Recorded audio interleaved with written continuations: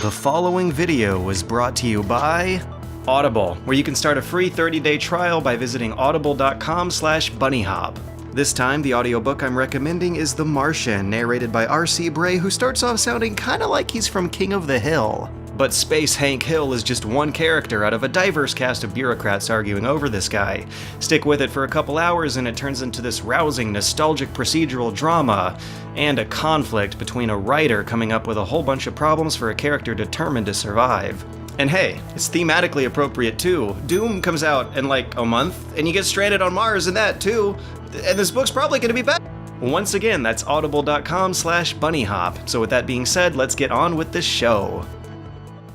One of the greatest challenges facing people of the future is going to be how to preserve digital media built for today's machines. We're living in a kind of precarious time where an incredible amount of human knowledge can be found with a quick Google search, but it's always slowly going away and slowly becoming obsolete. Remember that about 7 years ago, before GOG showed up to fill a hole in the market, PC game sales from before 1998 and earlier were pretty much non-existent.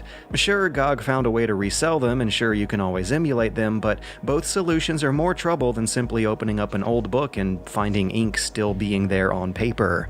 It's hard enough to get PC games from 20 years ago working on a computer today, so imagine how much harder that'll be 200 years from now. This is why I care about bots. Even after getting an old game up and running again, it's kind of a wasted effort if it was focused on online multiplayer. Bots give us a snapshot of the past. They let us see how games worked in their heyday. They preserve gaming history by acting out a gameplay demo no matter the time or place. And if you were playing a lot of FPS games from the late 90s to early 2000s, they were a feature that seemed almost ubiquitous, even though as history would have it, they were more of a trend. In an ironic turn of events, the games of today won't really be needing bots until it's too late, far past the game's window of profitability. When people 20 years in the future want to see what a round of Rainbow Six Siege looks like, I guess they'll have to watch videos. And figuring out why this is the case is a quest started by looking at what may be the very first bot ever, the Reaper bot for Quake 1. Steve Polge coded up a cavalier AI scripting method that has these bots following a breadcrumb trail left by the player's own movement to use for their pathfinding. The same routes you use determine the rail that this aimbot turret jumps along, which means it'll race for power-ups and weapon drops for map control just as you do, which is more than enough for a rudimentary practice session, or in our case, a historical snapshot for how Quake used to play in our far-off future of 2016. Although, you won't see them do any fancy rocket jumping or bunny hopping until you pull off those moves yourself. And once you grab the hidden weapon or the quad damage, the bots suddenly don't seem to know what to do. Those are uncommon enough moments that, in my brief 15-minute session, they didn't have time to learn to adapt to them, which only meant that it was time for me to screw with them further. After loading up a new server and not moving an inch, I spawned in a bot and immediately snuck up on it invisibly with Observer mode. At which point it just fell in a puddle, got stuck in a corner, and aimlessly swam around in circles until I woke it up. And of course, within seconds, it was one-shotting me with rockets from across the map. Sure, it may stumble as it learns as it goes, but even an AI from 1996 learns the game ridiculously faster than us pitiful humans. And for the most part, this is the same basic course of action that the bots of the next few games would take. Make a quick basic map in Quake 3 or Unreal Tournament, and load in a lone bot. Despite the two games' different methods for AI programming, you'll see mostly the same results. They'll be nearly perfectly still until line of sight with the player is met. At that moment, they'll immediately spring into action, dashing left and right in what we think are unpredictable patterns, while hitting perfectly tuned shots at the player because, well, they're technically using an aimbot. But unlike the Reaper bots from Quake 1, you'll notice that these supposedly more advanced AIs don't feel around the walls to learn their pathfinding. After Quake 1, Steve Polge got hired by Epic Games to work on their rival to Quake, Unreal. Unreal featured the first commercially developed multiplayer bots, which was a huge selling point a year after Quake 2 released with no bots in sight. But this time, with professional standards on the line, the bots had to work well from the start. No learning process here.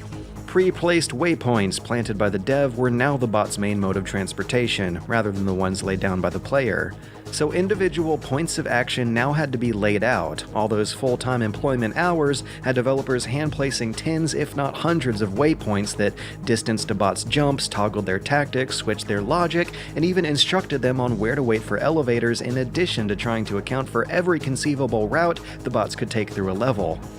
Meanwhile, Quake 3's solution tried to streamline development a bit, strategically placing armor shards and roping off invisible boundaries, rather than routing bots into preferred routes, count as Quake 3's bot waypoints. An intelligent pathfinding system keeps them moving throughout the map by way of item pickups. They try to reach item pickups, meaning that for Instagib maps, mappers actually had to script up player invisible item pickups to optimize their level for bot play.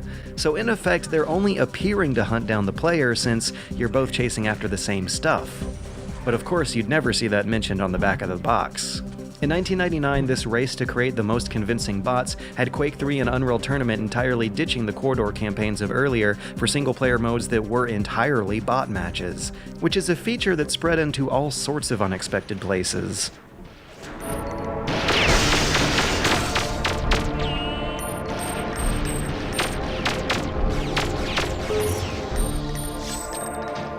The Nintendo 64 had an analog stick, and thus was home to a gold standard of customizable bot matches in Perfect Dark, which again are hardly perfect. Notice how they're locking onto the other team through the ceiling. Sure, it's slow and rougher than what you saw at PCs at the time, but Perfect Dark may still retain the benchmark for out-of-the-box features. You could fill a map with 8 customizable simulants with variables not just for their difficulty, but also their rules, their personality, and their individual sets of clothing. The team behind that game branched off to form Free Radical and do the Time Splitter series, keeping the ethos of PC Arena first-person shooting alive on consoles. You had 3 games, each one a wacky blender of anachronisms shooting each other in single-player challenge modes of multiplayer bot matches. This period, from 1999 to 2004, is when bots were at their most ubiquitous. For pretty much any game with a significant multiplayer component, there was a 2 out of 3 chance that it would come served with bots. Jedi Knight, James Bond, Red Faction, Renegade, even Conker's Bad Fur Day had bots, and of course so did Battlefield. In fact, Battlefield may have been the boldest and the most necessary franchise where bots were needed. Otherwise, you'd need anywhere between 16 and 64 players to get an accurate snapshot of how these games were meant to be played, and the further in history you go, the less likely that is to happen. Battlefield maps are way bigger than the arena shooters mentioned previously, and you have players regularly switching between FPS and vehicular modes of gameplay, which means more different types of AI have to be made to play effectively over greater distances, which means more programming, more bug testing, and more waypoint placement. It couldn't have been easy, but they did it. They had bot support for all their games across 1942, Vietnam, Battlefield 2, 2142, and then that kind of just stops at Bad Company 1, and they don't come back from that point onwards, only briefly appearing in a co-op mode of Bad Company 2 DLC. Meanwhile, Halo was proving all along that you could push out a big multiplayer shooter without bots and still push millions of sales just fine. And this, from 2005 onwards, is when bots were, and have remained, relatively dismissed. Nowadays, pretty much any game with a big multiplayer component is not likely to have a true bot match mode. You got whatever the hot variant of Horde mode is, but that's not the same thing. The AI follows different rules than human players. It's not a snapshot of how the game was meant to be played. And neither are the Battlefield campaigns.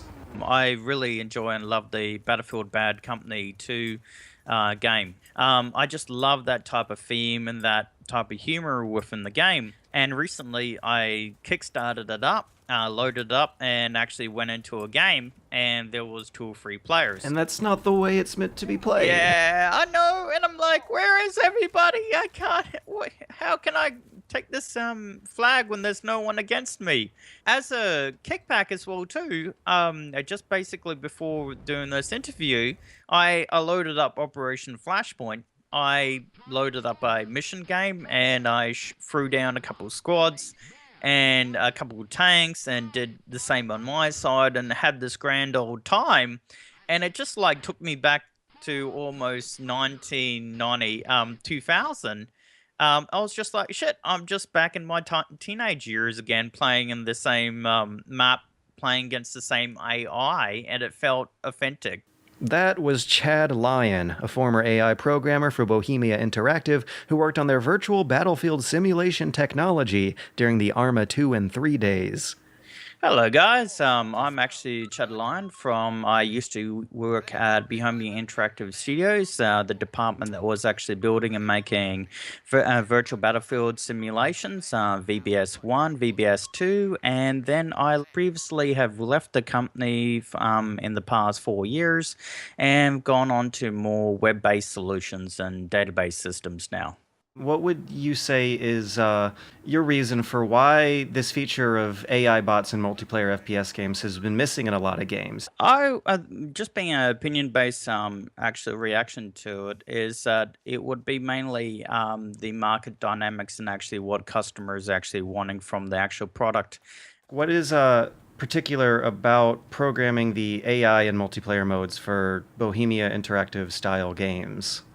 We just want to actually go back in time a little bit in regards to the actual typical map size that Bohemia Interactive Studios has to actually solve with its artificial intelligence. It's like for a game like Quake 3 Arena, the default actual map size is around about 316 square feet. So your solutions for your AI for that type of map size will actually be vastly different than, for example, for a game such as Operation Flashpoint that is kind of like an order of magnitude larger than it. What does this map size have to do with the quality of the AI running around it? The main issue is really solutions that either programmer actually approach either map size. For example, in Quake 3, they typically use a predefined paths within the map and bounding boxes to direct the AI. They'll typically have a layered architecture approach for the actual AI, so that there'll be actually four layers of actually algorithms that the AI approaches most of the problems that it has. One layer would be dedicated directly to pathfinding. The next layer would be actually dedicated to intelligence. The third layer will basically be game logic, such as if there is a player there and he's 20% health, do we really want to engage him or do we want to let him go, depending on the difficult layer? Now, with Operation Flashpoint Engine or Armed Assault Engine, you're basically needing the AI to navigate over 100 square kilometers of land or 7 square miles of land. Do you guys place the same kind of predefined paths that you would see in a smaller arena shooter for BI games? The only predefined paths that actually exist within the game world would be the road network system. The road network system pre-computes all the road networks into a giant graph that when the AI is actually running around the map, they'll actually use the road network. It will be actually a more attractive transportation means on the map. So the roads in Arma aren't just cosmetic. The AI actually uses them. Yep, the AI will actually use them. The aircraft uses them, and actually all type of game entities within the game world actually uses the road networks in one form or another. There were situations such as where different types of vehicles, such as aircraft, the aircraft would actually favor the road over desert or land tiles. It will basically be flying there, and unfortunately, its AI algorithm that it's using, because it's so generic, will say, "Hey, there's a road down there. You know what? Let go and fly over it." Even though the Arma games and Operation Flashpoints have this overwhelming amount of problems for their AIs to tackle, a lot of a lot of problems slip through to the final products, but they still maintain huge communities of online players who run PvE type missions together. And I'm just wondering why you think there's not as many other franchises or developers capitalizing on that kind of PvE bot match situations. I would actually say different AI are just generally called for with different type of games that you have within Operation Flashpoint, because the community is actually so much into the basically theme of the products, such as combat, military tacticians, and basically the overview command structure, and also training within the actual military field. They really love getting in there and actually tinkering with the actual attributes of the game engine, such as giving a player a sniper rifle or a 50 caliber sniper rifle, different modifications of tanks, aircraft. They're just using the AI just simply as this dummy object that as long as it has some basic intelligence, they're very happy with it. Mainstream customers are evidently satisfied with the dummy objects of Arma and the rudimentary challenge posed by the bots of today, which mainly still exist within the Call of Duty, Gears of War, and Unreal Tournament franchises. Bots are by no means extinct, but they are kind of a luxury feature now, and the mainstream acceptance of that situation means that they simply aren't much of a concern today as they used to be. Try as I might, I could not find a whole lot of angry editorials or nostalgic developer postmortems about the good old days of bots and how popular they used to be. The conspiratorial answer would speculate about marketers pushing to end piracy and tether customers to online services, but between all three of the developers I questioned, they all put the blame at much less sinister factors. Instead, it was mostly customers having greater access to the internet that was naturally decreasing demand for a costly feature meant to substitute for the internet. Steve Polge, still working at Epic Games, still making sure the new UT has bots just as good as they always were, said having good bot AI was really important 15 years ago, when most people didn't have good internet connections, and many players weren't familiar with or comfortable with online multiplayer. It's also gotten harder as the skill level of FPS players has climbed over the years. It's hard to get bots to the point where they are a satisfactory and interesting challenge in a multiplayer game. And he still prioritizes, after all these years, the importance of a good bot match. Quote, "We still think having good bot AI is very important. It's a great way to introduce new players to a game or provide practice opportunities for experienced players, and supports great co-op experience and experiencing larger scale battles with just a couple friends. We're really happy with how the bot AI in the new Unreal Tournament is progressing, and we have a lot of plans to continue to improve it." For their credit, about every major Epic Games release in their library, for the genres where this is applicable to at least, had bot match modes. Except for Gears of War 1, which Steve Polge simply says, "We didn't have time for it." Which does imply that good bots take a lot of time to make. Steve Ellis, who didn't directly work on the bots of Perfect Dark and Timesplitters, but nevertheless served as their project managers, did push for the decision for Timesplitters to have them. He says, "I'd say that the main reason that bots are missing is the boring obvious reason. They're very hard to do well, so developers choose to use their efforts elsewhere." I asked about the differences between programming AI for single-player versus multiplayer modes, hoping to figure out why multiplayer is so much more demanding, and he said, "The vast majority of NPCs that you encounter in games are heavily scripted and intended only to cope with a very narrow set of circumstances that are largely in control of the developer. They really don't understand what's happening. They're just taking pre-scripted actions in response to predetermined triggers. That makes implementation much less daunting. Bots, on the other hand, need to be able to play the game as closely as possible to how any other players would play. So they need to be able to use all of the abilities that are available to real players. They need to understand and react appropriately to any situation that might arise. That requires a lot more work, and even in the best case, it's going to be reasonably easy to tell which players are real and which aren't." And that makes sense. Multiplayer games are non-linear and unpredictable. They're meant to have a vast possibility space of outcomes by design. It's naturally going to be a more complicated process making a bot who can keep a game interesting over hundreds of matches in the same level versus a bot who's just meant to walk into your gunfire and die.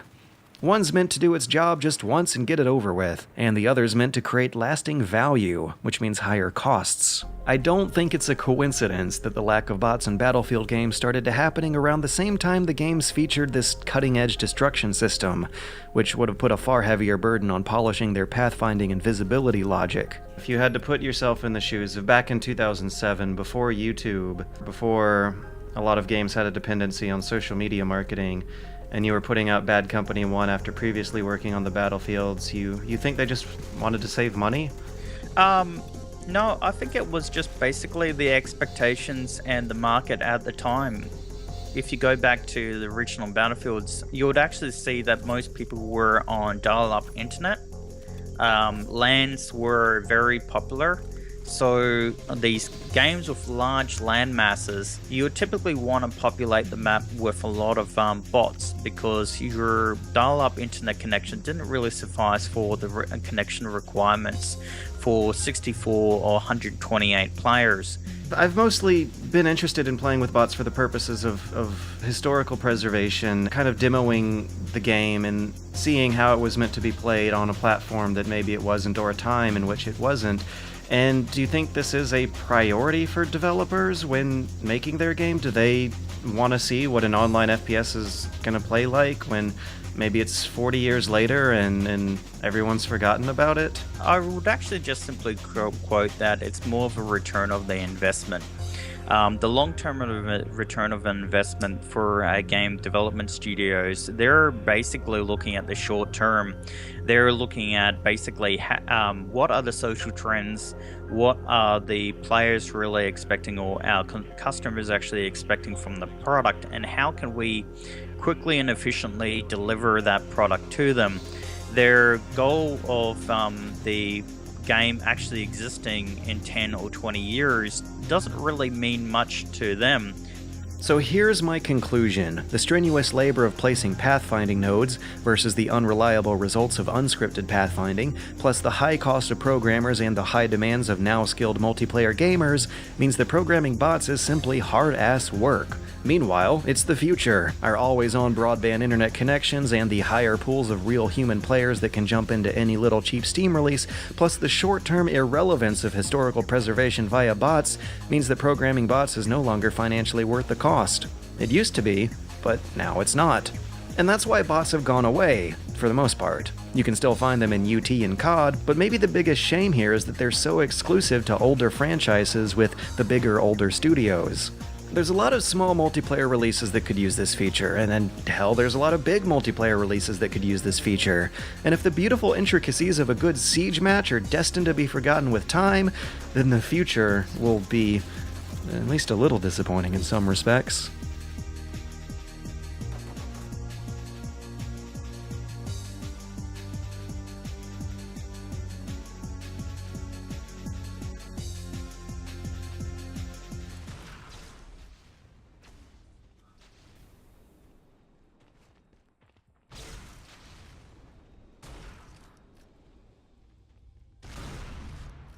One minute.